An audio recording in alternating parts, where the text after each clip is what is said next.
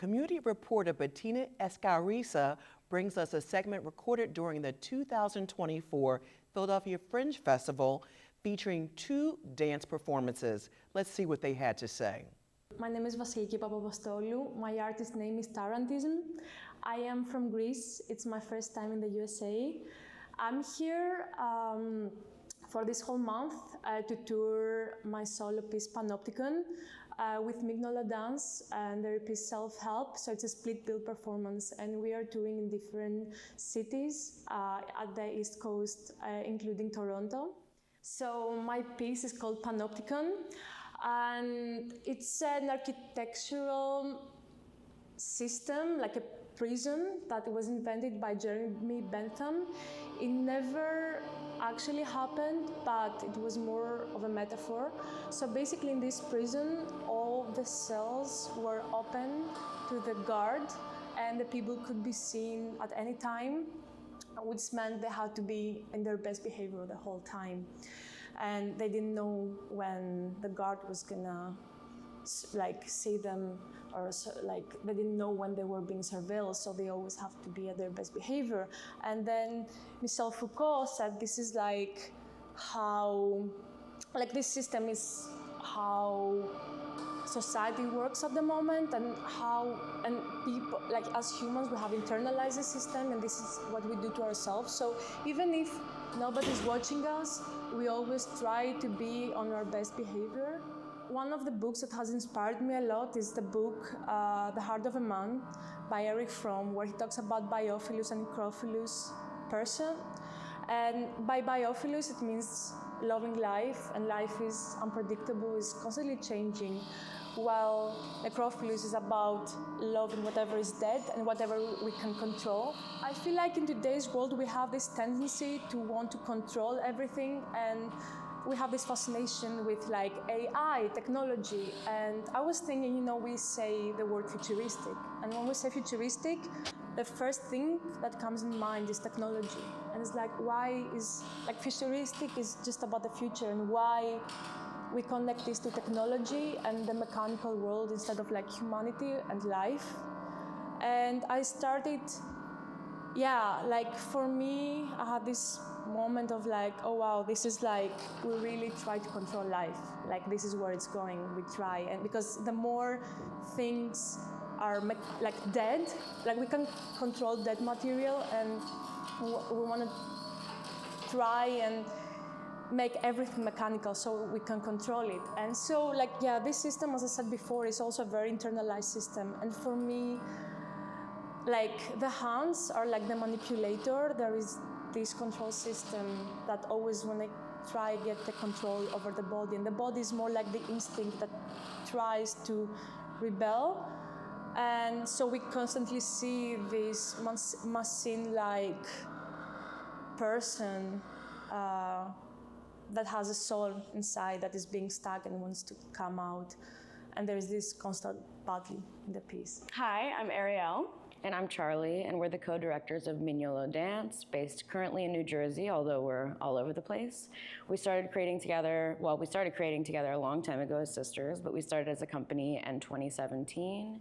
And we started this piece that we're showing today and on this small tour that we're going on called Self-Help in 2021. We're doing a small tour of the East Coast, so we've been in New York, now we're in Philly, we're going to Jersey City, and then for the first time we're going to Canada, we're going to Toronto.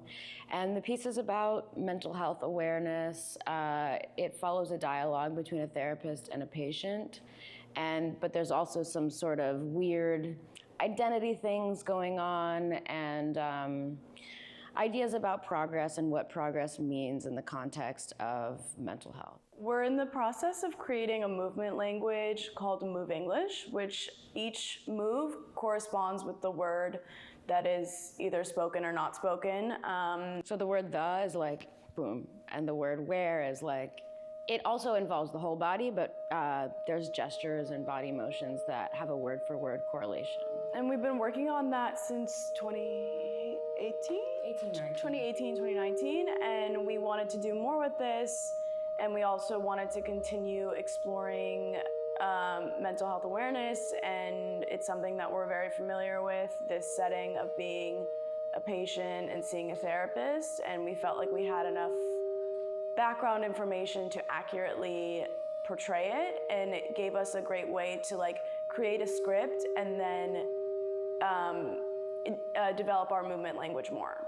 Yeah, so we were interested in finding a way that previously the movement language had been more of like a monologue, and we were interested in finding a way to have a dialogic structure. So that's kind of, well, what kind of dialogue do we really want to be having? And both of us have been in therapy on and off for a really long time, and that's something, the destigmatization of mental health related issues is something that's close to both of our hearts, and so we started as a small project and it kept expanding from there. One thing that we're interested in, and one thing that brought us into this working with text super directly, is we've had a lot of experiences, even with our friends, and they're artists too, and they'll come to a show and they're like, yeah, I just didn't really get it. And it's like, oh, we really want people to feel like they have some kind of access to dance, and there's so many reasons why people don't feel they have access to dance that I won't get into, but for us using text, and not just like throwing text on top of a dance and seeing what happens, but really using the text as the grounds from which to create the movement, creates something for anyone to connect to. Like, I believe that a random person on the street who's never been to the theater could take something from this because of the way that we're using the body and the text together. And so that's sort of about our work in general. And then, I mean, with this piece in particular, just both having been through a lot of different things on the mental health spectrum, I think a lot of conversations about mental health only happen with your very closest people, if at all. And I think kind of talking about things without embarrassment and being like, yeah, these are the things that we go through our minds, and just bringing those forward in an unabashed way is something that's important to us, and that I think that's been the most interesting reaction that we get from people. Like, people after the shows are like, wow, I've had that exact thought before and never articulated it out loud, or something like that. And we've also had the honor of having some therapists in the audience, and something that we do in the piece is try to also show that the therapist is a person too.